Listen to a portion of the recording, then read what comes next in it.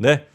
자, 저도 지금 이 보험금 찾기 서비스로 한번 해봤는데, 한번 이따 하고 알려드리도록 하겠습니다. 자, 이번 시간에는 우리의 투자 전략 한번 점검해보고요. 지금 가장 좋은 전략이 뭘지 이야기 나누는 시간 갖도록 하겠습니다. 하나증권의 김두원 부장님, 우리 빈센트님 어서 오십시오. 안녕하세요, 빈센트입니다. 네, 반갑습니다. 어제 샌들 강의 네, 같이 함께 하셨죠? 네, 네, 어떻게 잘 좀 보셨습니까? 네, 정프로님의 활약을 잘 봤습니다. 저요. 네네. 이제 오프닝 할 때 네, 잠깐 그냥 인사드렸죠. 네, 자, 오늘은 우리 그동안 쭉 우리 빈센트님 미셨던 그 밀의사, 그리고 밀사, 뭐 여주사, 뭐 이런 말 만드는데 요즘 이제 재미를 붙이신 것 같은데요. 네. 오늘 혹시 또 새로운 거 뭐 나옵니까? 있는데요. 그것은 지금 18.4% 남았습니다. 5,000피까지. 응? 코스피가 5,000피까지 약 18.4% 남았습니다. 18.4% 오르면 5천이에요? 네, 갈 수 있을 것 같은데 느낌이. 네, 그래서 어. 달성이 되면 그때 또 다른 모모사. 알겠습니다. 네. 알겠습니다.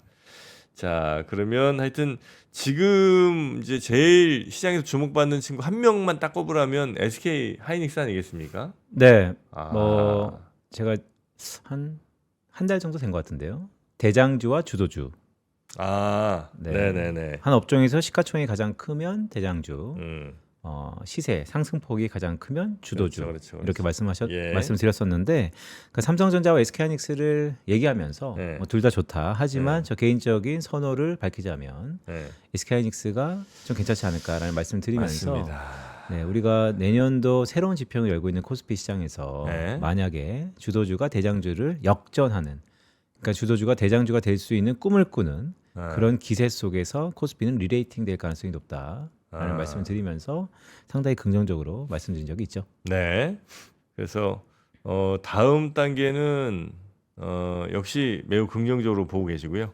네, 부침은 분명히 있겠습니다. 네. 최근에 미국장에서 나타나는 부침들을 보면 음. 실적이 나올 때마다 다양한 경제 이벤트들을 해석할 때마다 부침은 분명히 있겠으나 음. 그럼에도 불구하고 지금의 대세 상승의 기세는 좋다라는 말씀을 드리고요. 네. 저는 기세를 수급으로 표현한다라는 말씀을 드린 적이 있습니다. 수급. 네, 결국 연기금들, 글로벌 패시브 자금들 등등이 내년도 상반기에 우리 증시를 크게 노크할 개연성이 높기 때문에 아직 들어올 돈들이 많다라는 음. 의미에서 그렇다면 우리 지수의 전반적인 상향 평준화 가능성이 높다라는 게 첫 번째 포인트고, 네. 두 번째는 그럴 때 어떤 종목을 사야 되냐라는 고민거리를 한 2주 전부터 저한테 많은 요청들이 있었기 때문에 제가 네. 여주사 여전히 주도주를 사야 된다라는 말씀을 드렸죠. 네. 근데 외국인들이 엄청 SK 하이닉스 많이 파는 것 같은데. 네. 그러니까 그게 그냥 누군가 사야 되니까 결국 이제 내놔서 팔린 건지 아니면 진짜 외국인들이 이제 좀 많이 먹었다 이제 이렇게 꺽 하고 파는 건지. 네, 자금의 행태, 집행에 대해서는 각각의 목적이 좀 다르겠으나 네. 외국인들이 최근에 원화에 대한 흐름 때문에 행동에 옮긴 적도 있을 것 같고요. 말씀하신 것처럼 많이 먹었기 때문에, 아니 많이 수익을 받기 때문에 익절을 했을 경우도 엉망 있겠지만, 문제는 지금의 사고 파는 것에 대한 이유보다도 앞으로 이게 어떻게 변할 것인가가 좀 더 중요한 포인트인 것 같은데요. 네네. 그런 의미에서 보면 제가 모두에 말씀드렸던 것처럼 여전히 돈을 버는 기업, 더구나 실적에 대한 가이던스가 여전히 올려 있는 기업, 그리고 이 앞단에는 아직 엔비디아의 실적 발표가 남아 있지만 네. 결국 내년도 가이던스에 대한 긍정적인 신호가 나타날 개연성이 높기 때문에 네. 그렇다면 여전히 SK하이닉스에 대해서 긍정적으로 본다라는 말씀을 드립니다. 지금 이제 에이펙은 지난 일요일 끝으로 끝났는데 네. 에이펙 같은 것도 주식시장에 영향을 꽤 주죠. 그렇죠. 거기서 어떤 얘기들이 나왔는지 뭐 이런 게. 네, 제가 화면을 하나 준비했는데요. 예. 에이펙 정상회담은 첫 번째 포인트입니다. 확인했고 챙겼으며 남겼다. 예. 이렇게 정의할 수 있습니다. 확인했고 챙겼으며 남겼다. 뭘 확인했고 뭘 챙겼고 네, 남겼죠? 네, 서로의 상황을 확인했고요. 그러니까 뭐가 필요한지. 미국과 중국 얘기입니다. 미국은 내년도 11월 달에 중간 선거를 앞두고 떨어져 있는 트럼프 지지율을 끌어올릴 수 있는 그런 트리거가 필요하다라는 의미에서 서로의 상황 중에서 미국은 이런 상황을 확인했고요.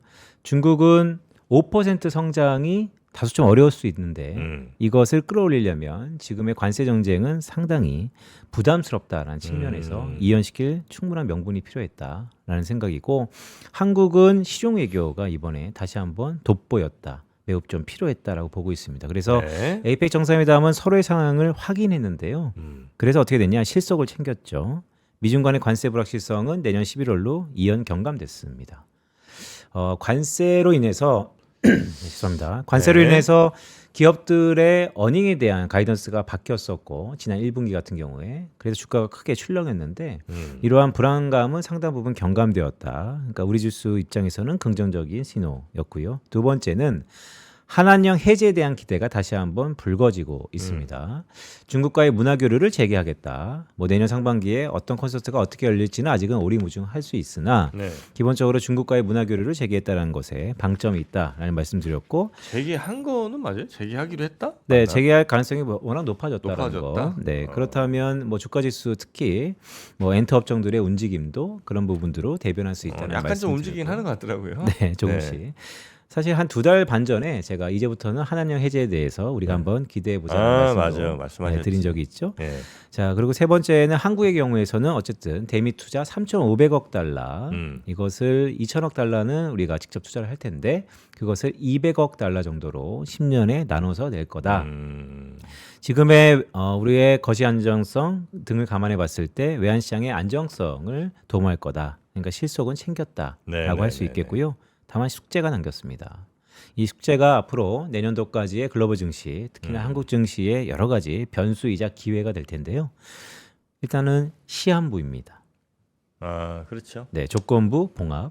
근데 계속해서 우리가 트럼프 일기 때부터 복습해 보면, 복귀해 보면 봉합은 계속되고 있어요. 조건부로 계속 이어지면 그건 그냥 그렇게 가는 거지 뭐. 맞습니다. 예. 제가 이런 말씀 드린 적이 있죠. 어쨌든 서로 간에 원하는 게 있으면 계속해서 봉합이 된다. 예, 원하는 예. 게 없을 때가 문제인데 살다 보면 자기 뜻대로 되는 게 하나도 없습니다. 그래서 저는 네. 항상 원하는 게 있을 거다. 아, 근데 요소는 좀 다를 거다. 네. 라는 말씀 드리고, 2026년 11월을 중간 기점으로 미중 히토류, 반도체, 네. 국산화에 박차를 가할 것이다. 이게 이제 전략적, 종목적 소팅의 선택의 타이밍인데요. 지금부터 미국과 중국은 각자 히토류의 내재화, 반도체 체인의 내재화가 박차를 가할 것이다. 그런 의미에서 SK하이닉스와 삼성전자, 한국의 반도체, 미국의 공급망 내재화에 포함되어 있다. 뭐 그 뒤에 조선도 있고 방산도 있고 등등 있겠지만 어쨌든 최우선으로 포함되어 있다. 이 부분이 가장 중요하고요. 지금부터는 내재화는 진짜 양국이 엄청 뼈저리게 느꼈을 것 같아요. 미국도 이렇게까지 우리가 당할 거라고 생각 안 했는데 맞습니다. 그놈의 히토류 때문에. 맞습니다. 그리고 또 중국도 아마 지금 빨리 반도체 이거 못하면 진짜 우리 이제 곧 죽는다 이제 이 생각 할 거 아니에요. 미국이 히토류 갖는 순간 우리 가만두지 않을 수 있으니까. 맞습니다. 예. 그래서 중요한 포인트인데요. 결국에는 누군가는 갖겠죠. 예. 근데 이것도 고민을 좀 해봐야 됩니다. 저도 여전히 고민 중인데요. 과연 누군가 가질 수 있을까? 뭐요? 왜냐하면 양분하지 않을까? 결국 가지려고 노력했지만 가질 수 없는 것들이 있기 때문에. 그런데 이렇게 생각해도 저렇게 생각해도 그래서 투자할 때는 어쨌든 히토류와 반도체 관련된 기업들과 산업들이 상당 부분 마켓 사이즈라든지 변동성, 모멘텀이 꽤 오래 지속되겠다. 이것은 투자할 때 전략적 포인트인 것 같습니다. 네네네. 네, 그런 의미에서 다시 한번 말씀드리면 에이펙 정상회담 저는 긍정적으로 봅니다. 주식시장 입장에서는 확인했고 챙겼으며 숙제를 남겼지만 이 역시도 기회다라고 보고 있습니다. 네. 자, 하여튼 뭐 미국도 지금 히토류 그 찾으려고 뭐 여러 나라들하고 여러 기업들 엄청 지금 접촉하는 모양이더라고요. 맞습니다. 그런데 남미나 어디 뭐 이런데. 네. 근데 더 중요한 건 화면에 잠깐 보시면요.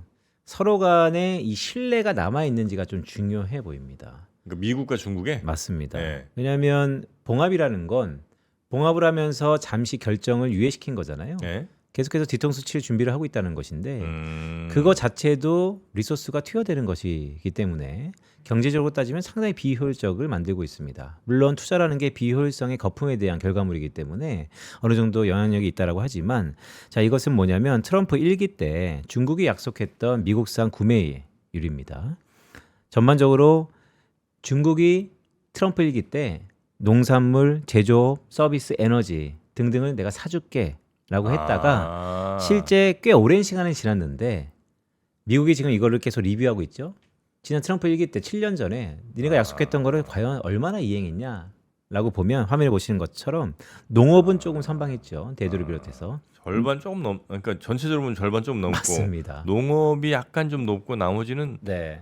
안 됐네. 네. 그래서 이것을 갖고 있는 미국이 전략적 행태가 완전히 바뀔 거라고 보는 거죠. 예. 보통 이런 거죠. 어떤 친구가 약속을 한 절반밖에 안 지키는 친구가 있다면 가장 처음에 시발점은 약속을 안 하는 것이겠죠. 근데 약속 안 하기에는 내가 너무 이렇게 크면 약속을 하긴 합니다. 네. 하지만 어차피 이행률은 절반이기 때문에 더 큰 거, 더 과한 거를 항상 요구할 수밖에 없다라는 거.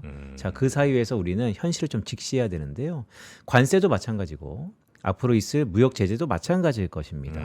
결국 미국의 행태는 우리가 느꼈던 것처럼 100%, 200% 관세 부과할 것이다라고 하지만 결국 나중에는 서로 간에 봉합이 되는 이런 형국이 꽤 내년도에도 동일한 레파토리가 있을 건데요. 네. 우리가 트럼프 시대를 지나면서 많은 내성과 학습 효과가 생겼습니다. 그래서 개인적으로 봤을 때는 앞으로 올해 4월 달처럼 미국이 또다시 내년 3분기가 저는 가장 중요한 시기라고 보는데요. 내년에 중간 선거를 앞두고 트럼프가 다양한 것들을 얘기하겠죠. 근데 우리 시장은 과연 불안감으로 여길까라고 보면 저는 역시 그것조차도 하루짜리 아니면 단기적인 모멘텀에 그친다라고 보고 있습니다. 그래서 트럼프는 중국을 다시 믿을까? 믿을 수밖에 없을까? 이게 좀 더 중요한 포인트인 네. 것 같습니다. 그리고 우리 엔터 얘기 아까 잠깐 좀 해주시긴 했는데 네. 그래서 중국에서 우리의 뭐 일단 신호탄이 될 건 아마 뭐 꽤 큰 규모 일정 규모 이상의 공연 같은 거 네. 아니면 우리의 문화 콘텐츠를 수입해서 뭐 정식으로 튼다든지 뭐 이 정도일 거 아니에요. 네. 그런 게 조만간 나올 가능성이 좀 있다고 보시는 거예요? 일단 뭐 숙제를 남겼죠. 네. 하지만 문화적 교류에 대해서 뭐 중국과 일본은 뭐 기술 안보 교류도 있겠지만요.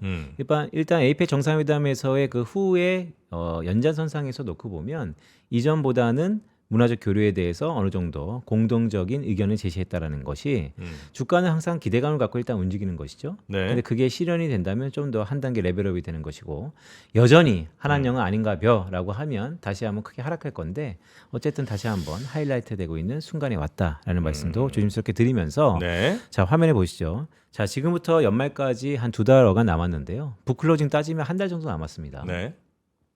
이제부터는 다시 한번 초심으로 돌아가서 재정비의 시간입니다. 재정비해야 됩니다. 네, 경기와 유동성입니다. 지금 글로벌 증시를 이끌고 있는 것은 유동성이고요. 저는 내년에도 유동성이 더 극대화될 것이다라고 보고 있는데 내년에요? 네. 유동성이 줄어들 이유가 전혀 없습니다. 그래요. 네, 오히려 늘면 늘었지라는 생각 갖고 있는데 일단 첫 번째 경기를 보죠. 지금 곡소리 많이 나죠. 네. 그런데 야속하게도 이 차트 한번 보여드릴까요? 각 국가마다 상황이 다 다릅니다. 경제 주체별로도 다르고요. 그런데 G20, 그러니까 전 세계를 이끌고 있는 20개 국가들의 경기 선행 지수를 보면 지금 녹색입니다. 상승하고 있습니다. 1년 동안. 경기는 확장 국면에 있습니다. 예. K자 회복 뭐 등등도 있지만 경기는 확장 국면에 있고 그런 확장 국면에 있었을 때 이럴 때 이제 통계의 매력인 것이죠. 데이터는 한국의 반도체 수출의 상승폭이 계속해서 이어지고 있습니다. 그래서 지금 한국의 SK하이닉스와 삼성전자의 기여도가 상당히 높은데요. 이런 기여도를 놓고 봤을 때 경기가 확장 국면에 지속되는 한 반도체 수출은 계속해서 잘 될 것이고 표면적으로 나타내는 가격에 대한 부담이 있지만 기업이 그만큼 돈을 법니다. 라는 것으로 계속해서 불안하지만 가격 상승세 주가 측면에서 오를 가능성이 높다라는 게 첫 번째 포인트이고요. 두 번째 포인트는 11월 달 있지 않습니까? 네. 1950년 이후에 미국의 S&P 500의 11월 달 평균 수익률을 보니까 플러스입니다. 1.9%. 플러스. 11월은 오릅니다. 확률적으로. 네. 코스피 코스닥은 어땠냐? 보면 2005년 이후에 네. 플러스입니다. 2.1%. 그러니까 계절성 네. 뭐 하나의 그냥 간단한 바로미터죠. 확률적으로 11월 달은 오른다. 물론 지난 9월 달부터 계절성을 몇 번 제가 들고 나왔는데 안 맞은 적도 왕왕 있어요. 네네네. 하지만 그렇다고 완전히 100% 무시할 것이냐라고 보면 저는 11월 달에는 S&P 500과 코스피와 코스닥 뭐 수많은 경제 침체도 있었고 금리 인상과 인하기도 있었지만 그냥 하나의 잣대의 바로미터로 봤을 때 올랐다. 어떤 경향성일 수 있는 거니까. 맞습니다. 네. 그게 또 다른 포인트이고요. 세 번째 포인트는 자 우리가 잊고 있는 것이 미국이 지금 초비상 사태입니다. 아, 참 지금 아직 정부 폐쇄 진행 중인가요? 중입니다. 네, 맞습니다. 아, 네, 이 표 하나 준비했는데요. 예. 제가 이 표를 작성하면서 정프로님이 저한테 부탁을 몇 번 하셨는데 제가 크게 만든다고 했지만 이게 최대입니다. 네, 좀 보이시나요? 보이겠냐? 네, 죄송합니다. 여기 밑에 숫자가 중요합니다. 34. 자, 어디 지난 34가 네, 제가 좀 크게 34일. 드릴게요. 네, 34일. 현재 진행 중인 게 맨 마지막이군요. 네, 아직은 빈칸입니다. 네. 자, 지난 정부 폐쇄의 가장 길었던 기간은 34일입니다. 2018년. 네,부터 2019년 1월 25일까지. 자, 올해 10월 1일부터 미국의 정부 폐쇄가 지속되고 있죠. 네, 오늘 내일이면 이제 역대 가장 긴 기간에 정부 폐쇄에 들어갑니다. 아. 자, 정부 폐쇄가 길면 길어질수록 네. 간밤에 미국의 제조업 지수도 8개월 내 위축세, 수축금에 지속되는 것처럼 예. 지금 FOMC 이후에 10월 FOMC 이후에 CME 금리 선물 시장에서의 12월 달 금리 인하 확률이 67%로 내려왔거든요. 지금은 금리 인하는 안 할 수도 있다는 것에 방점을 찍고 있죠. 그런데 어제 오늘의 뉴스플로우를 놓고 보면 정부 폐쇄가 쉽사리 조기에 깜짝 타결될 가능성이 점점 희박해 보입니다. 그렇다면 정부 폐쇄 기간이 지속된다는 것에 하나 정도 가능성을 놓고 본다면 금리 인하에 대한 기대가 다시 한번 불거질 수 있다. 그래서 금리 인하에 대한 전략적 포인트 지금은 다시 한번 갖춰 나갈 때다라는 말씀도 드립니다. 네. 요거 잠깐 보여드릴게요. 상반기에 우리 코스피 지수가 28% 올랐습니다.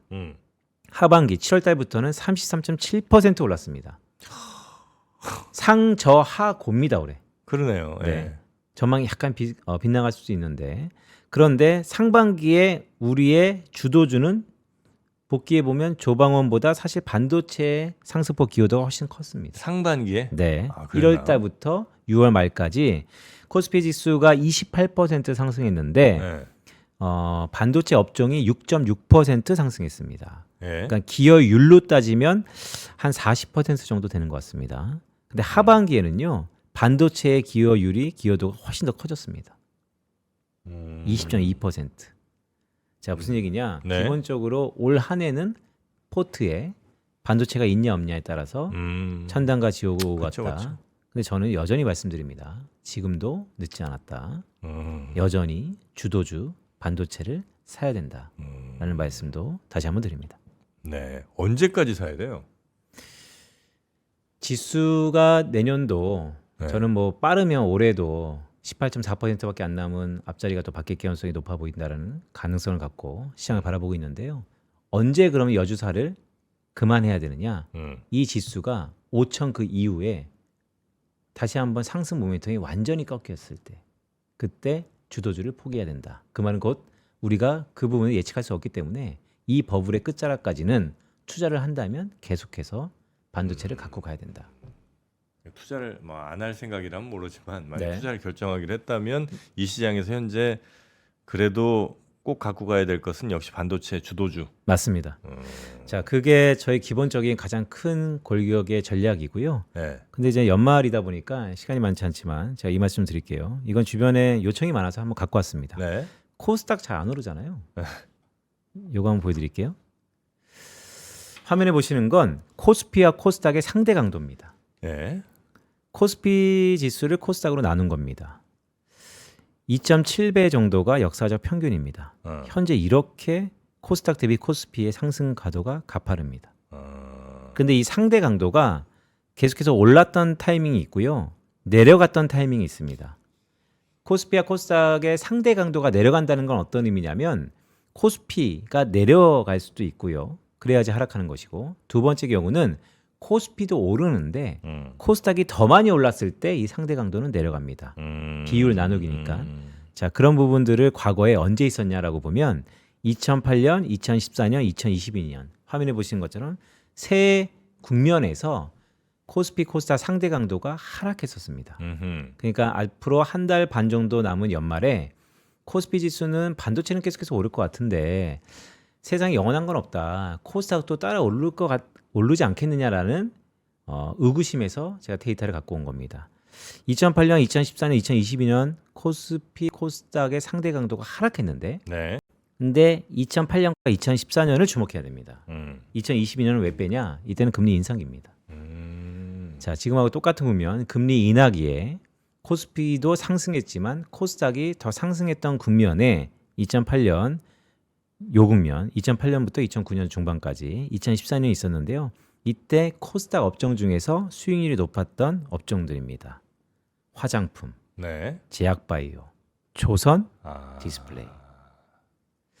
자, 과거 통계가 꼭 맞는다라는 절대적인 보장은 없죠. 그런데 코스피도 오르겠습니다. 떨어진다는 거 아닙니다. 하지만 오히려 중소형주에 대한 기대가 무락무락 피어난다라고 본다면 연말이니까 그렇다면 코스닥이 좀 더 비교 우위적인 상승세를 보인다는 측면에서 과거 2008년, 2014년도에 금리 인하 시기에 지금과 비슷한 형국이 있었고 그때 코스닥 업종 중에서는 이런 업종들이 수익률이 좋았다. 22년 저거는 저 화학이 저거 2차 전지죠? 맞습니다. 네, 빼야 돼. 화학은 아니. 화학 네. 2차 전지잖아, 그죠? 네. 화학 왜요? 뭐 2차전지도 저희 김현수 애널 하나증권에 자랑이자 있는데 이제 아니, 바닥을 이제 가지고 요때 오른 거는 이제 우리가 화학이라고 쓰지만 2차 전지라고 해석을 해야지. 맞습니다. 그렇죠. 그냥 화학 뭐 생각하면 뭐, 정의화학 에너지 네, 뭐 그렇게 2차전지 하면 등등. 큰일 난다는 얘기죠. 네. 어떤 말씀이 알겠습니다. 그래서 전반적으로 썸업을 좀 드리면요. 네. 에이펙 정상회담 뭐 예고대로 긍정적이었습니다. 하지만 숙제가 남겼는데 저는 그 숙제를 기회라고 봅니다. 히터류와 반도체, 내재와 공급망 박차를 가할 것이다. 좀 더 서로 간에 밀고 당기가 있는 가운데 우리는 수혜를 볼 것이다. 첫 번째 포인트고요. 자, 경기 여전히 좋습니다. 유동성 여전히 풀리고 있습니다. 11월 달에는 계절적으로 S&P 500, 코스피 코스닥 다 좋았습니다. 네. 이게 두 번째 포인트이고요. 금리 인하 기대가 좀 더 내려간 듯한 모습이 보이죠. 하지만 if 변수입니다. 미국의 정부 폐쇄가 지속되는 한 정부 폐쇄가 오늘 내에 끝난다고 한다면 금리 인하 기대는 다시 한번 경감될 것입니다. 하지만 여전히 정부 폐쇄가 오리무중으로 지속된다고 본다면 금리 인하에 대한 전략적 판단 다시 한번 불거질 개연성이 있다는 말씀을 드리면서 영원한 건 없죠. 코스피 계속 오릅니다. 그런데 저는 계속 오를 것 같습니다. 하지만 네. 전략적 포인트로 코스닥도 따라서 키 맞추게 하지 않을까라고 본다면 2008년과 2014년 조선, 화장품, 디스플레이, 자본재, 상사, 제약바이오가 있었다. 조선 자, 키 맞추기 할 친구들이 어떤 친구들인지 딱 아무나 막 다 키 맞춘다고 생각하시면 안 되고 네. 그때도 딱 키 맞출 친구들이 있는 거니까 그 친구들 잘 찾는 게 필요하다 말씀이신 것 같습니다. 자, 우리 빈센트님 오늘은 요 정도 하고 혹시 뭐 못다 하신 말씀이 있을까요? 이주호 기자 어디 갔죠? 이주호 기자가 미국 갔나요? 아니 출장 좀 보냈습니다. 해외로? 해외까지는 못 가죠. 원화가 약해서? 우리는 지금 해외는 못 보내고 네네. 국내 출장 네. 한번 좀 보내놨습니다. 내일은 다시 올 거예요. 네. 내일 오면 어디 갔다 왔는지 여러분께 서프라이즈 공개하도록 하겠습니다. 좋네요. 저희 애널리스트도 출장 가면 항상 리뷰 보고서를 씁니다. 아 그래요? 네. 써야죠. 출장 갔는데. 알겠습니다. 자, 함께해 주신 우리 빈센트님 대단히 감사합니다. 네, 내일 또 다시 뵙겠습니다. 고맙습니다. 네, 고맙습니다. 자, 그리고 우리 방송에서 못다 한 이야기들 우리 박병창 이사님 그리고 윤센 우리 윤지호 평론가님이 오프라인에서 여러분 만난다는 거 알고 계시죠? 그래서 아주 솔직하고 거침없게 얘기해 주는 시간 그거를 11월 9일 일요일 이번 주 일요일이군요. 이번 주 일요일에 만나게 되는데 요 3% 멤버십 회원 되시면 바로 신청하실 수 있으니까 채팅창 링크 또는 영상 아래에서 확인하시면 되고요. 살짝 가입했다가 바로 해지하셔도 될 겁니다. 요거는 팁입니다. 자, 오늘은 여기까지 전해드리고 저는 내일 아침에 다시 뵙겠습니다. 오늘 시장 어떻게 될지는 오프닝 벨 라이브와 함께 하시죠. 함께해 주신 여러분 고맙습니다. 1만 명이 넘는 어른들이 위스덤 칼리지를 통해 삶의 방향을 바꾸고 있습니다. 위스덤 칼리지가 한 일은 단 하나, 국내외를 가리지 않고 각 분야 최고의 지성들을 한자리에 모으는 일이었죠. 그리고 지금 위스덤 칼리지 2026 학년도가 더욱 강력하고 압도적인 글로벌 연사진으로 돌아왔습니다.